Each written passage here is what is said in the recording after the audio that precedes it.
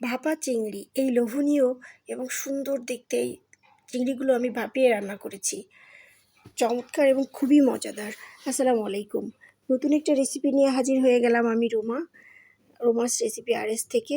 তো এই মজাদার ভাপা চিংড়িটা কিভাবে রান্না করেছি সেটাই দেখাবো। এই চিংড়ি যে একবার খাবে এর স্বাদটা মুখে লেগে থাকবে। প্রথমে আমি চিংড়িগুলো নিয়েছি। চিংড়িগুলো নিয়ে আমি পরিষ্কার করে ধুয়ে এই যে এরকম এইভাবে বেছে নিয়েছি। নিয়ে নিচ্ছি 1 কাপ পেঁয়াজ, নিয়ে নিচ্ছি 1 কাপ কাঁচামরিচ, তেজপাতা আর বাটা জিরা নিচ্ছি। বাটা নিলেই মজা হবে। আমি জিরা বাটা, রসুন বাটা আর পেঁয়াজ বাটা, সাথে 3টা এলাচ দিয়ে দিলাম, স্বাদ মতো লবণ আর পরিমাণ মতো হলুদের গুঁড়ো। এগুলো দিয়ে আমি দিয়ে দিচ্ছি সয়াবিন তেল, সাথে সরিষার তেল। আমি 2 প্রকার তেল ইউজ করেছি, কেউ চাইলে 1 প্রকারও নিতে পারেন। তো এটাকে ভালো করে মিক্সড করতে হবে। যখন ভালো করে মাখানো হয়ে যাবে তখন দিয়ে দিতে হবে এই চিংড়িগুলো। হ্যাঁ, চিংড়িগুলো দিয়ে আবার মাখাতে হবে সুন্দরভাবে। মাখানোতে রান্নাটার একদম সুন্দর একটা ফ্লেভার এখনই আসছে।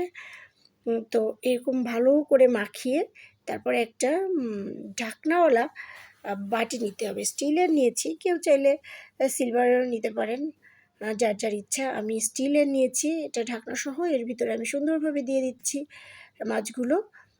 তো এইভাবে দিয়ে আমি কয়েকটা কাঁচামরিচ দিয়ে দিচ্ছি। কাঁচামরিচটা দিলে ফ্লেভারটা সুন্দর আসবে। তো ভালো করে এবার ঢাকনার মুখটা আটকিয়ে দিলাম একটু চাপ দিয়ে। এখন আমি কারি কুকারে পানি নিয়ে নিচ্ছি, কেউ চাইলে কড়াইতেও দিতে পারেন।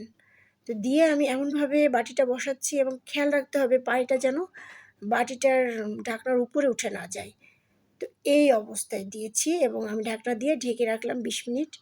20 মিনিট পরে আমি ঢাকনাটা তুলে চুলার জালটা এই পর্যায়ে কিন্তু বন্ধ ছিল। বন্ধ করে আমি মাছগুলো উল্টে দিলাম সুন্দরভাবে। এবার আমি আবার ঢাকনাটা দিয়ে আটকিয়ে দিয়ে আবার ঢেকে দিয়ে আবার চুলাটা আমি অন করে দেব। অন করে দিয়ে আমি আবারও 20-25 মিনিট ওয়েট করব। তো আর খেয়াল রাখতে হবে সাইডের পানিগুলো যেন টেনে না যায়, যদি যায় তাহলে একটু পানি দিয়ে দিতে হবে। হ্যাঁ, এই পর্যায়ে হয়েছে আমার। দেখুন কালারটা কি চমৎকার, আর ফ্লেভারটা সারা ঘর মোমো করছে ভাপা চিংড়ির ভাপে। এতটাই মজা আসলে। আমি এটা আপনারা রেসিপিটা তৈরি করে আমাকে জানাবেন যে আসলে কেমন হয়েছে। এই সুস্বাদু মজাদার রেসিপিটা যাকে একবার খাওয়াবেন সে মনে রাখবে এর স্বাদের কথা। তো আজকের মতো আমি রুমা এখানে বিদায় নিচ্ছি।